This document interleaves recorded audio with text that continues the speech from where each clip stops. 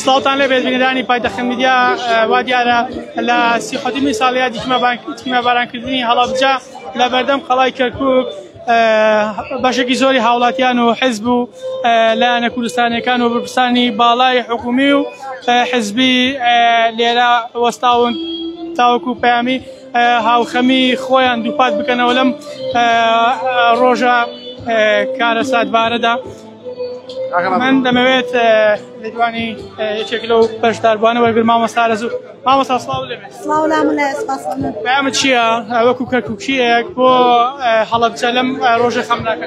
بەداخەوە ئیمڕۆ 37 ساڵ تێدەبڕێ بەسەر ئەو یادە ناخۆشەی کە زانێکە لە جەستەی هەموو کوردێک ئینشاءڵڵا بێتە ئەمڕۆ کە وەکو ئەحزابە سیاسیەکان کە کۆبنەتەوە لە بەردەم قەڵای کەرکووک دەبێتە مای خێر و خۆشی و هاشتەوایی بۆ هەموو لایەک.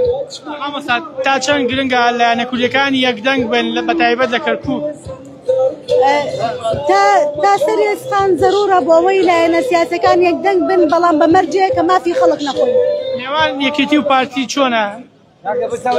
پێم وایە نێوان یەکێتی و پارتی هەمیشە باش بووە بەڵام بە مەرجێ ئەو ڕێککەوتنانەی کە دەکرێت دەبێت لەسەر بنەمای خەڵک بێ لەسەر بەرژەوەندی خەڵک بێ ناکرێت ڕێککەوتنێک ئێمە لە شاری کەرکووک ڕێک بکەوین لە بەرژەوەندی شاری کەرکووک نەبێت و لە بەرژەوەندی کورد نەبێ بۆ فەرمانگەکان و بۆ هاوڵاتیانی شاری کەرکووک. بۆیە ئێمە داواکەین لە منبەرانەوە کە ئێمە بە هەموو شێوێ لەگەڵ ڕێککەوتنین بۆ مەرجەران ڕێککەوتنەکان لە بەرژەوەندی شاری کەرکووک بێت. سپاس مامۆستا. ئەوەی دەبینن بەشێکی زۆری هاوڵاتیان هاتوون لێرە وەکو هاوخەمیەک پەیامی خۆیان بۆ هەڵەبجە دووپات دەکەنەوە بەو کارە ساتبارەی کە ڕوویدات ئەمڕۆ 37مین ساڵیادی ئەو کارە ساتبارەیە کە بە هەزاران کەس لەو بۆردومانەدا شەهید بوون. من بە وردەگاری چارتر دەچمە لای یەکێک لە بەشداربووان. کاگاریان سڵاو لێبێت. بەشیر ڕاستەخۆ لەگەڵتان. پەیام چییە لەم ڕۆژە کەرکووکیەک بۆ هەڵەبجە؟ بەڵێ 16 ڕۆژێکی بەڵەیەکی ڕەشە بە نێوچەوانی بکەرانی ئەم تاوانە قێزەونە بۆ تایە ئەم تاوانە لە نێوچەوانی بکەران و ئەوانەی کە لە پشتیەوە بن بە تاریکی ئەمێنێتەوە. درود و سڵاو بۆ جانی پاکی سەردەم شەهیدان و شەهیدانی هەڵەبجە لێرەوە سەر و ڕێزی نەوازش بۆ تەواوی شەهیدان دادنوێنین. تا چەند گرنگە لایەنە کوردستانیەکان یەکدەنگ بن بەتایبەت لە کەرکووک؟ بەڵێ دیارە تەواوی لایەنە حیزب کوردستانیەکان ئەمڕۆ لێرە ئەو یادیان بەرز و پیرۆز ڕاگرت. گرنگە هەموو لایەنە سیاسیەکان بۆ نەنەتۆیەکان یەکدەنگ و یەکدەست بن لە شاری کەرکووک و لە تەواوی ناوچەکانی مادەی 140. سپاس. بەشێکی زۆری هاوڵاتیان لێرە وەستاون وەکو دەرخستنی پەیامی هاوسۆزی و خەباری بۆ هەڵەبجە.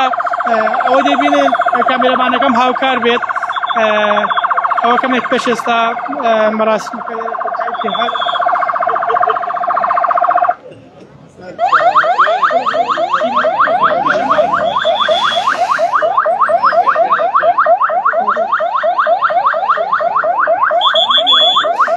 وا دیارە لە کۆتاییەکانی شەڕی 8 ساڵەی عێراق و ئێران لە ساڵی 1970 تاوەکو 1970 و 34 ساڵ ببوورن لە 37 ساڵ بەر لە ئێستا ڕژێمی بەعەز لە عێراق بەچێکی کیمیایی هێرشی لەسەر شاری هەڵەبجە بۆردمانکردنی هەڵەبجە لە چارچێوەی ئەو هێرشانە دەبوو کە ڕژێمی بەعەز لە عێراق لەسەر ناوچە کوردستانەکان دەستی پێکرده بوو.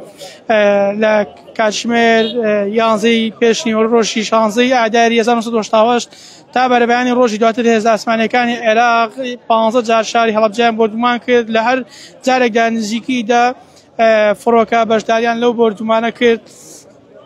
هەروەها لە دوانی ڕۆی هەمان ڕۆژدا کاریگەرەکانی ئەو گازانەی لە بۆردومانەکەدا بارهاتن دەرکەوتن و هەزاران کەسی سڤیل شەهید بوون و هەزارانی دیگەش بریندار بوون.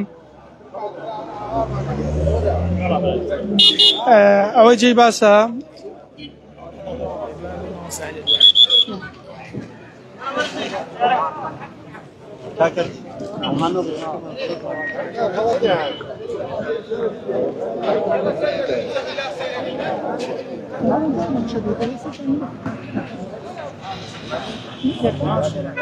مامۆستا سڵاو دەبێت پەیامتان چییە وەکو کەرکووکیەک ئەمڕۆ هاتوون پەیامی هاوخەمی خۆتان بۆ هەڵەبجە دووپات دەکەن بەڵێ لەم ڕۆژە یەکێکە لە هەرە ڕۆژە ناخۆشەکان بەسەر گەلەکەمان هاتووە گەلی کوردەکەم ئەو ڕۆژەیەکە کیمیابارانکردنی شاری هەڵەبجە بوو یەکێکە لە هەرە تاوانە گەورەکان یەکێکە لە هەرە کارە ساتە گەورەکان کە بەسەر ئەم گەلە هاتووە پێویستە هەمومان یەک دەنگ بین و هەمومان یەک هەڵوێز بین بۆەوەی داوا بکەین کە کورد یەک دەنگ بێ خۆتەزانی هەرچۆنێ بێ یەکدەنگی یەکڕێزی ماڵی کورد ئەگاتە ئەوەی کە کورد بگا بە مافەکانی و دژی بە حکومەتی عێراق بۆستێتەوە بۆ ئەوەی ئەم کارە ساتە جاری تر دووبارە نەکرێتەوە ئیدانە بکرێت و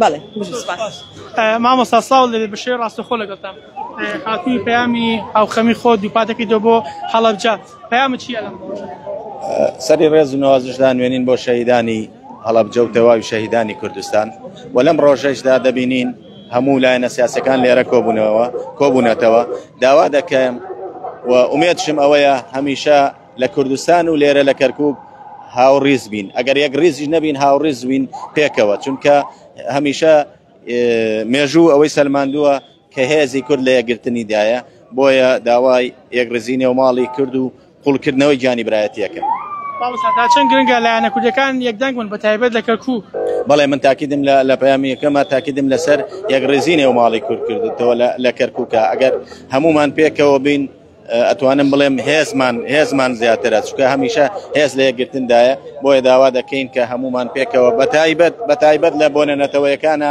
زیاتر ڕوحی شەیدەکانمان شاد بکەین بەوەی کە تەباو یەکڕز و برابین لێرە مامۆستا دەستخۆش ئەوەی جێگەی باسە لە 37مین ساڵیادی کیمیابارانکردنی هەڵەبجە لە بەردەم خەڵای کەرکووک بە ئامادەبوونی پارێزگاری کەرکووک و بەشێکی زۆری ئەندامانی ئەنجومەنی پارێزگای کەرکووک و هاوڵاتیان و لایەنە کوردستانیەکان ئەم یادا لە بەردەم خەڵای کەرکووک بەرز ڕایگیرە ئەوە پەیامی هاوڵاتیان باسەوە دەکەن کە پێویستە پارێزگای هەڵەبجە بە 19مین پارێزگای عێراق بناسرێت و بەرپرسانی کورد بەتایبەت لە کەرکووک داوای یەک هەڵوێستی و یەک گورتووی کورد دەکەن لەم شارە بەتایبەت بۆ پرسەنەتەوەی و نیشتیمانەکانی شارەکەدا